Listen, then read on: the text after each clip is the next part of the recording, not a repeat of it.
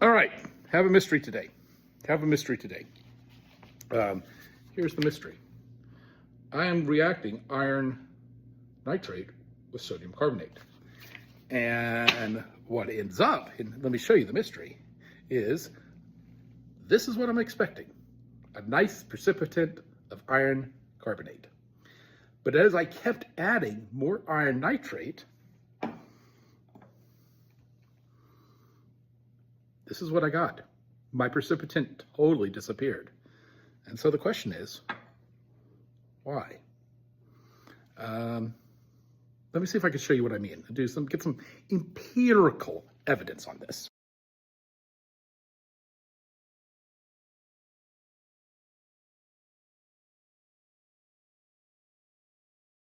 Okay, I just want to get back to a follow-up video from yesterday's video about the making of an iron carbonate precipitant from a reaction of sodium carbonate and iron nitrate.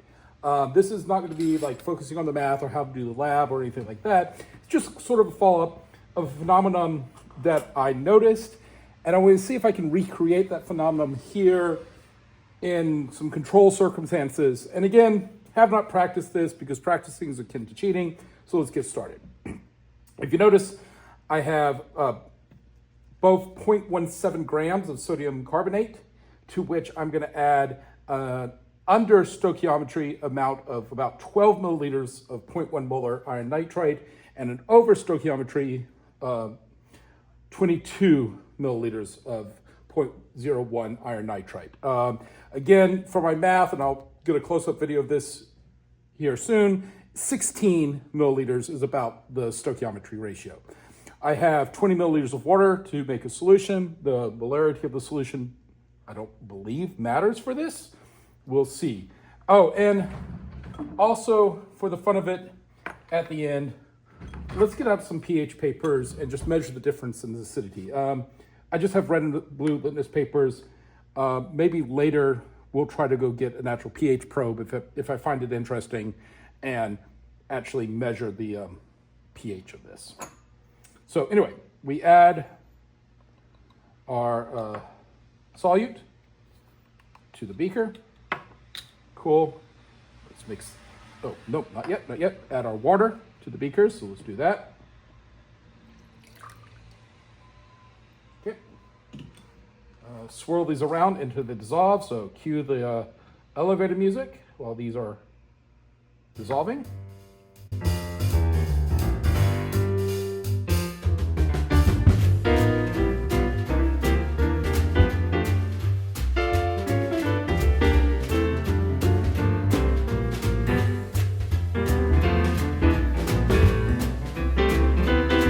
Not as soluble as salt, but there we go. Sodium carbonate, sodium chloride, when I say salt, but there we go. So let's start with the one I know what's going to happen. So here is the mystery. Yesterday, when I was mixing the two together, I was making my nice, lovely brown solute here. And I did another batch of it, and then I turned my back on this batch, and all my solute had disappeared. Not only had all my solute disappeared, bubbles appeared. And what I believe is going on is because I'm using iron nitrate, as soon as there's an excess of iron nitrate in the solution, that there's no more sodium binding with the nitrite, or binding is probably the wrong terminology here, but no more sodium in equal parts with the nitrite starts grabbing hydrogen ions from the water, making nitric acid, which then reacts with the carbonate, and the carbonate then just goes into carbon dioxide and goes out of solution. So let's do the first one first. Again, we have about 12 milliliters of the iron nitrite. We have the sodium carbonate.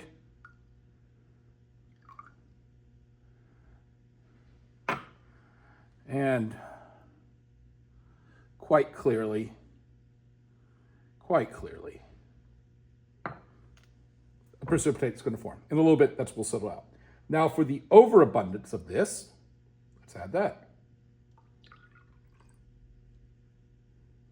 All right. Again,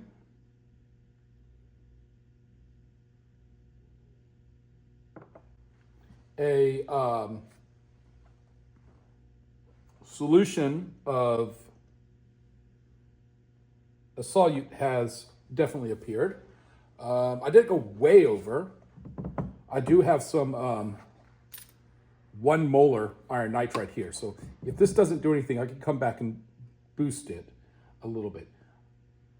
But let's see what's going to happen here. Let me see. I think I need litmus paper. No. I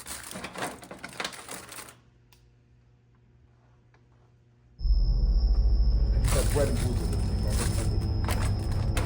Indicator paper. Resin. Let me go see if I have some. Let's give it a little time. Let's see if I have some of the iron.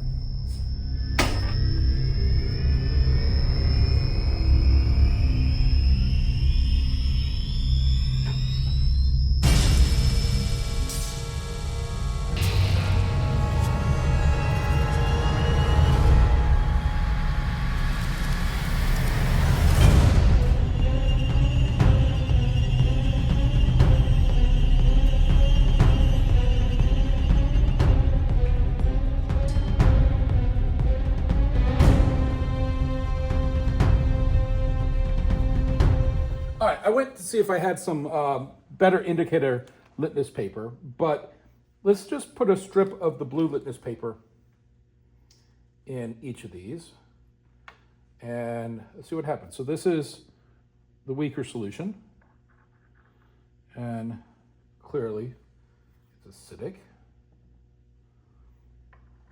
That one is 2. Interesting. Let's see if we can tell the difference in pH here, just for the fun of it.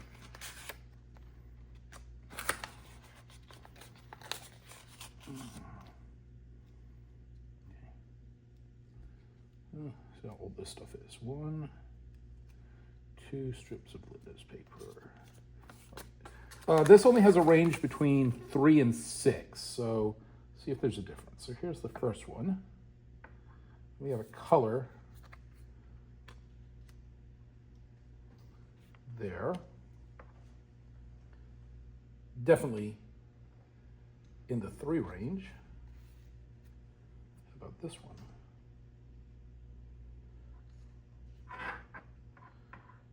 Definitely stronger. So, what does that prove? Don't know. But that is an indication. That appears to be settling out some.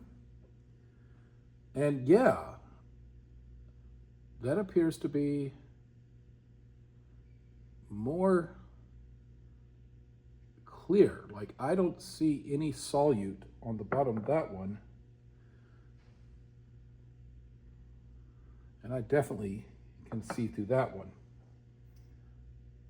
Yeah, like you can look. See, if you look down, you could see through that one. That's clear. And that's a lot more cloudy. So even though we have the same amount of solute in both of them, because this one is stronger, this one went clear and this one didn't. I am wondering what would happen over time. Come back to this. So anyway, my solutes disappeared. Let's let it settle some more and see if there's a difference.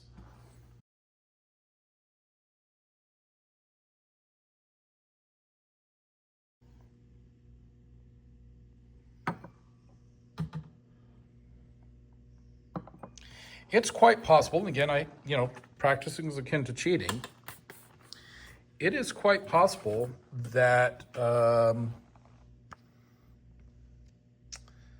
I should have even gone less here than I did here.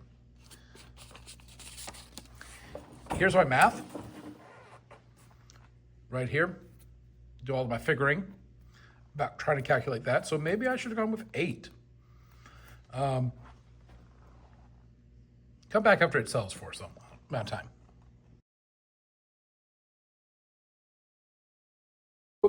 Some time has passed, and I'm really not happy with this result because there is no precipitant left in that.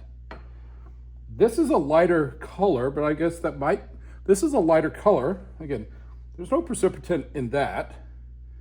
And this is a lighter color. And this was more sodium hydroxide. So I have 0.1 molar in here, and I'm just going to drip it into here. And I know that from experience, about 20 drips is a milliliter. So if I just go 1, 2, 3, 4, 5, 6, 7, 8, 9, 10, 12, 13, 14, 15, 16, 17, 18, 19, 20, 21, 22, 23, 24, 25, 26, 27, 28, 30, 31, 32, 33, 34, 35, 36, 37, 38, 39.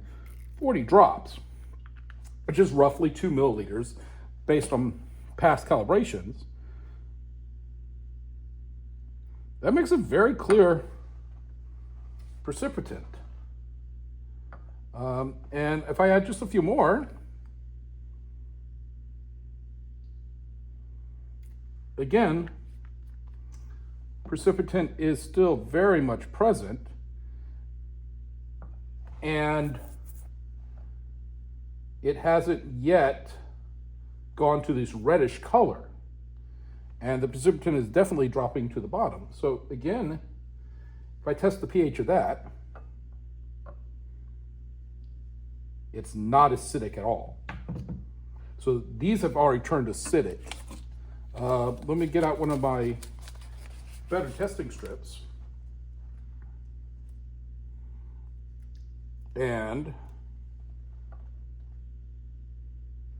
yeah, we are still at neutral right there. So this is not yet acidified. At some point between 3 milliliters and 12 milliliters, it turns acidic, and the acidity dissolves the precipitant.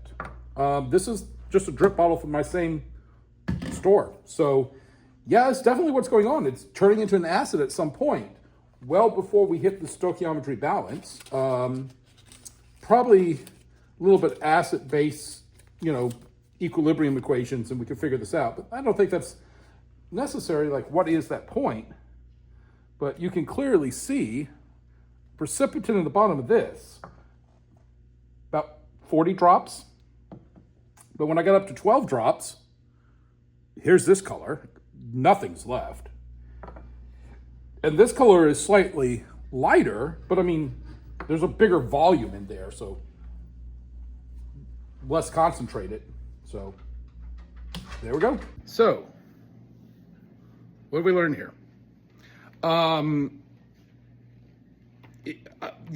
put the screen right before here my hypothesis at the bottom and do an emphasis on that. But I really do think the thing that is going on, and I phoned a friend in, and he has a PhD from Rice University, so this is what he suggested, so I kind of believe him, is that the iron nitrate is bringing nitric acid to the party. The nitric acid is reacting with the carbonate is turning to CO2 and it's going out the smoke.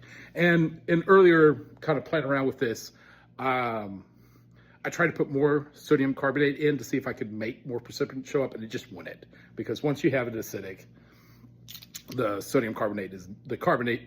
iron carbonate is not going to come out of solution. So anyway, when weird things happen, because what you expect to happen is as you add the reagent, you get more and more precipitant. What I found odd was, I added the reagent, the precipitant disappeared. The thing that was causing the precipitate to show up goes out the window.